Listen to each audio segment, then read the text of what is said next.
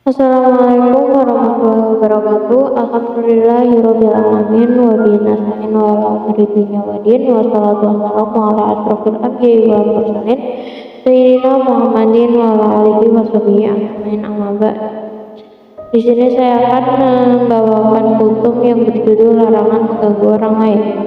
Di antara perilaku yang sangat penting diubah dalam bulan Ramadan yang mulia adalah perilaku mengganggu orang lain, baik terkait hal-hal kecil maupun terkait hal-hal besar, baik terkait harta, jiwa, dan perasaan, ataupun terkait kenyamanan orang lain. Terlebih perilaku itu merupakan menghalang-halangi orang lain untuk berbuat baik. Ada orang yang mau bekerja diganggu, ada orang ibadah direcoki, ada orang mau mendonasi sebagian hartanya dihalang-halangi, ada orang mau istirahat atau tidur juga diganggu waktu istirahatnya, bahkan ada orang yang bahagia dengan keluarganya diganggu oleh pihak ketiga. Demikian pula gangguan lainnya terhadap orang lain. Baik perilaku mengganggu orang lain itu dilakukan secara sadar ataupun tidak. Dalam kesempatan bulan Ramadan penuh berkah ini, masing-masing orang sangat perlu melakukan mustabah atau introspeksi. Apakah sering atau terbiasa mengganggu orang lain atau tidak? Sebab orang yang suka mengganggu orang lain sebenarnya lebih buruk daripada binatang. Berkait ini Allah berfirman, dan ketika dikatakan kepada orang munafik, janganlah kalian berbuat kerusakan di bumi, mereka justru menjawab, niscaya kami adalah orang-orang yang membuat kebaikan. Quran Surat Al-Baqarah ayat 11. Merujuk penafsiran Imam Jalaluddin As-Suyuti dalam kitab Tafsirul Jalalain juz 1 halaman 28, maksud kerusakan yang dilakukan oleh orang-orang munafik dalam ayat adalah kekufuran dan menghalang-halangi orang lain untuk beriman.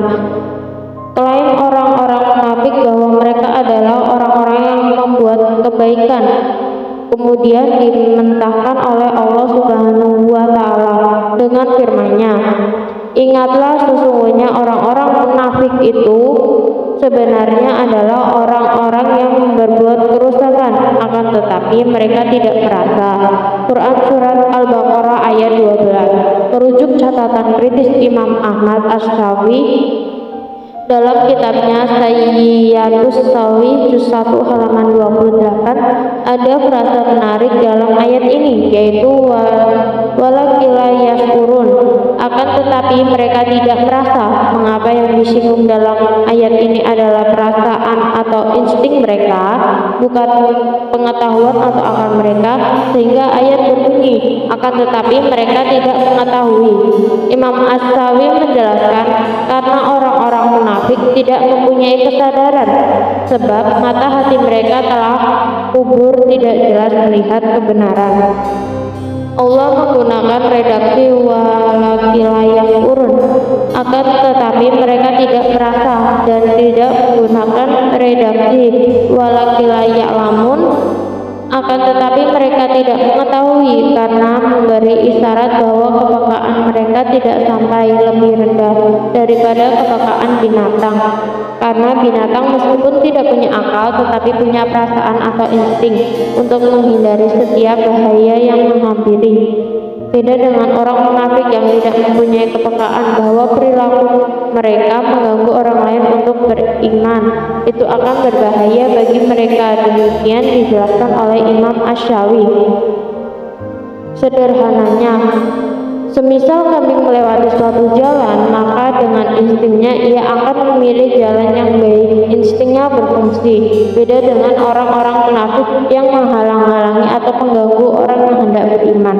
Insting mereka tidak berfungsi sehingga peka bahwa perbuatan itu sangat berbahaya bagi mereka, yaitu mereka akan semakin sengsara di dunia dan akhirat. Insting orang munafik tidak berfungsi, apalagi akal mereka. Bila perilaku orang-orang munafik yang suka mengganggu orang untuk beriman, ini kita ambil pelajaran. Maka orang yang suka mengganggu orang lain sama seperti mereka. Insting mereka tidak berfungsi untuk menyadari bahwa perbuatannya itu akan mendatangkan bahaya bagi mereka, yaitu bahaya dosa karena telah mengganggu orang, dan bahaya didoakan buruk oleh orang yang diganggu. Dalam Islam diketahui bahwa doa orang yang diganggu secara jahat atau dolim sangat manjur. Dari sini dapat disimpulkan bahwa orang yang suka mengganggu orang lain berarti instingnya tidak berfungsi, kepekaan tidak jalan, dan akalnya tidak aktif.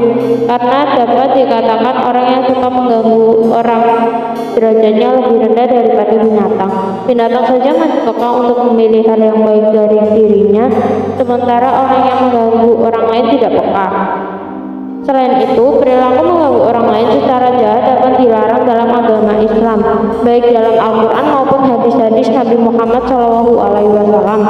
Secara tegas, Allah melarang perbuatan zalim mengganggu orang lain, berfirman, sungguh orang-orang yang memakan harta anak-anak yatim secara zalim, niscaya mereka sebenarnya memakan api dalam perut mereka dan mereka akan masuk ke neraka. Quran Surat An-Nisa ayat 10. Demikian pula diriwayatkan dalam hadis qudsi dari Nabi Muhammad SAW.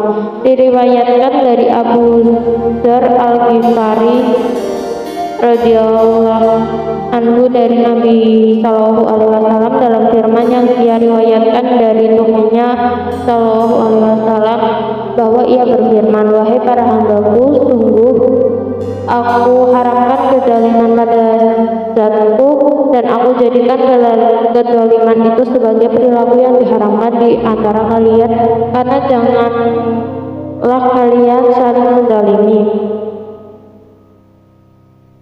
Rasulullah juga bersabda, kezaliman adalah kegelapan di hari kiamat. Simbolnya dalam bulan suci Ramadan ini, mari kita sucikan diri dengan musabah atau introspeksi, utamanya tentang perilaku kita yang mengganggu, merugikan, membahayakan, atau menyakiti orang lain, baik terkait hal-hal kecil, apalagi terkait hal-hal besar, karena perilaku mengganggu orang lain secara jahat adalah dosa dan mendatangkan kegelapan di hari kiamat. Pelakunya pun lebih rendah derajatnya daripada binatang. Wallahu a'lam. Sekian dari saya. Wassalamualaikum warahmatullahi wabarakatuh.